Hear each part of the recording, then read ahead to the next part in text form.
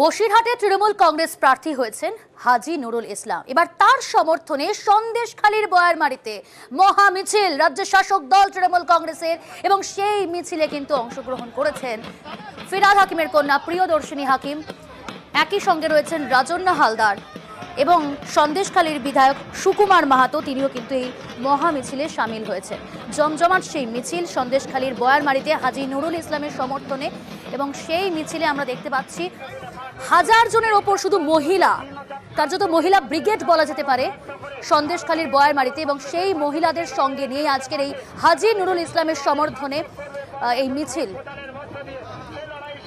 পথে নেমেছি অন্যায়ের বিরুদ্ধে, আগেও ছিলাম, এখনো আছি, সে যে দল থেকেই হোক না কেন। আমি একজন নারী হয়ে নারীদের সম্মান বিকৃত হচ্ছে, নারীরা কলঙ্কিত হচ্ছে। একটা হাতে লেখা গল্প বানিয়ে নারীদের সম্মানকে রাস্তায় নামিয়ে দিয়েছে। তো আমি একজন নারী হয়ে এটা মেনে নিতে পারিনি, তার জন্য আজ আমি এই পথে নেমেছি।